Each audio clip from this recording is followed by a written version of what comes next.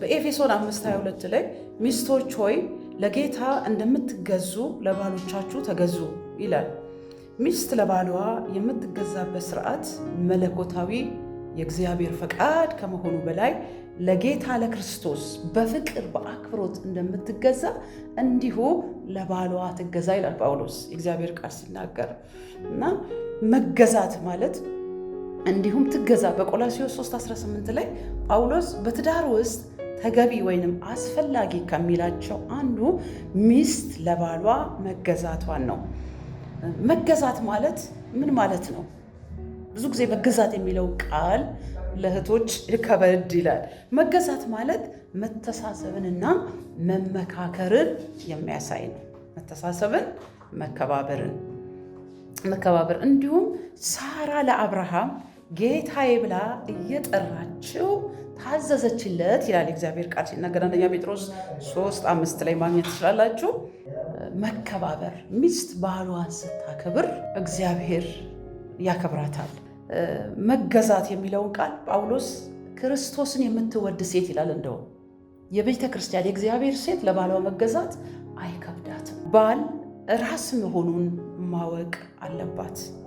ራስ መሆኑን ኤፌሶን 5:23 ላይ ነገር ግን የወንድ ራስ ክርስቶስ፣ የሴት ራስ ወንድ የክርስቶስ ራስ እግዚአብሔር እንደሆነ እንድታውቁ እወዳለሁ ይላል ጳውሎስ። ባሏን ትፍራ ይላል በድጋሚ አሁንም ኤፌሶን 5:23 ላይ መፍራት ማለት እንደ አምላክ ትስገድለት አይደለም፣ ደግሞ እንደ አውሬ ትፍራው ማለት አይደለም። አሁንም ምንድነው የሚለው? ለባሏ የሚገባውን አክብሮት ትስጠው ነው። በድጋሚ ነው የሚናገረው ጳውሎስ። ለባሏ የሚገባውን አክብሮት ትስጥ። ማክበር መከባበርን፣ ማክበርን ያመለክታል ማለት ነው። እና ባሏ የምታከብር ሴት ሁል ጊዜ የከበረች ናት። ለባሏ ክብር የምትሰጥ በጓደኞቿ ትከበራለች፣ በዘመዶቿ ትከበራለች፣ በቤቷ ትከበራለች። ለምን? መከባበር በትዳር ውስጥ ትልቅ ድርሻ አለ። ሚስቶች ባሎቻቸውን አክብረው። ባልሽን ስታደንቂ አንተ ጎበዝ ነህ፣ አንተ የእግዚአብሔር ሰው ነህ፣ አንተ እግዚአብሔርን ስለምትፈራ በጣም ነው ማደንቅ፣ አንተ እንደዚህ ትችላለህ፣ እንዲህ ማድረግ ትችላለህ ብለሽ ለባልሽ ሞራል ስትሰጪና ስታደንቂው አንቺንም እንዲሁ ትደነቂያለሽ በሱ ዘንድ። መልካም ነገሩን አድነቂ፣ ጉድለቱን በሰው ፊት አታውሪ። ሚስቶች የባሎቻችሁን ጉድለት በጓደኞቹ ወይ በሰው ፊት በዘመዶቹ ፊት ስለ ጉድለቱ አታውሩ። ይሄ ለትዳርሽ መልካም አይሆንም። የምትነቅፊው ነገር ካለ ለብቻ አውሪው። በሰው ፊት አታሳፍሪ። ብዙ ሴቶች በሰው ፊት ባሎቻቸውን ይጮህባቸዋል፣ እንደፈለጉ ይናገሯቸዋል። ይሄ የባልሽን ሞራል መንካት ነው። ልክ አይደለም። የሚሰጥሽን ስጦታ አድነቂ። ትንሽ የሆነ ትልቅ ስታደንቂ ነገ ትልቅ ነገር ይሆንልሻል።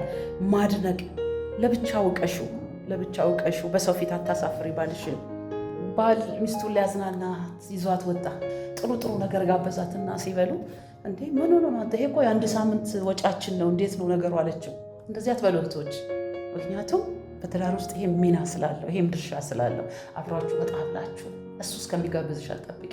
እስቲ ወጣ እንበል፣ ሻይ ቡና እንበል ብለሽ አነቃቂ። አብሮ መዝናናት ትልቅ ነገር አለው። በሆነ ጊዜ ውስጥ በሳምንት ባትችሉ በወር ባይቻል በሁለት ወር እንኳን እጅ ላይ ተያይዛችሁ ወጣ በሉ፣ ሻይ ቡና በሉ። ለትዳራችሁ እሱ መልካም ነገር ነው። ሌላው ነገር የራስን ንጽህና መጠበቅ። የራስ ንጽህና መጠበቅ ማለት ቀላል ነገር አይመስላችሁ። እኛ ቢሮ ላይ ብዙ ጊዜ የሚመጣ ኬዝ አለ። እሷ እኮ ራሷን አትጠብቅም፣ እሷ እኮ ለቤቷ ግድ የላትም፣ እሷ እኮ ልጆቿን ንጽህና አትጠብቅም በሚል ባልና ሚስት ይጋጫሉ። በፊት ይገይጡ የነበረው ቅርጻቸውን ይጠብቃሉ፣ ንጽህናቸውን ይጠብቃሉ፣ ለራሳቸው ጥሩ አመለካከት ነበር።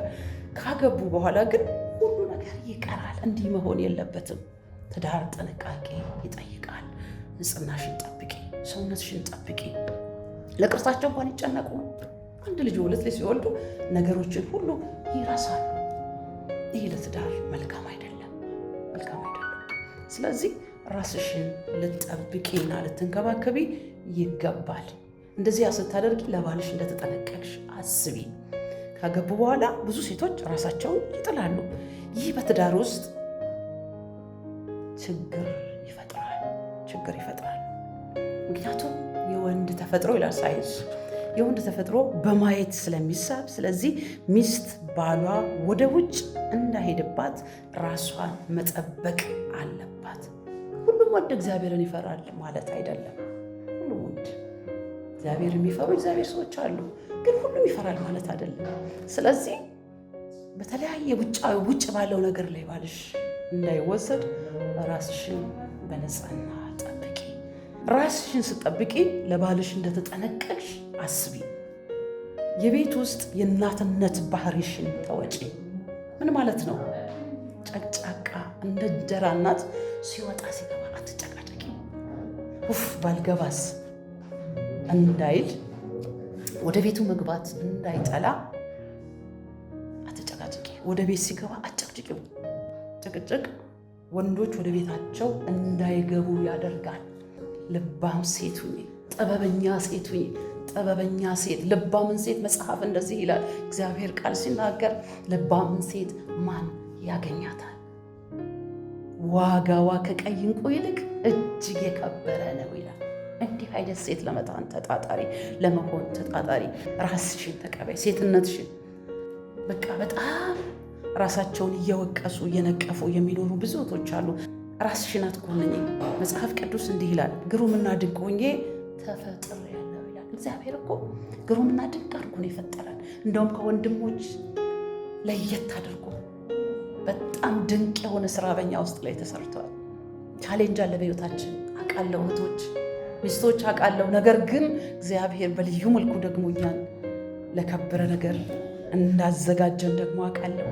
ከኛ የሚወጣው እኮ ነው አገር የሚመራ። ብዙ ታላላቅ ቦታ ላይ ሆኖ ለምድሪቱ ብዙ ስራ የሚሰራ የእግዚአብሔርን ቤት የሚመራ አገርን የሚመራ።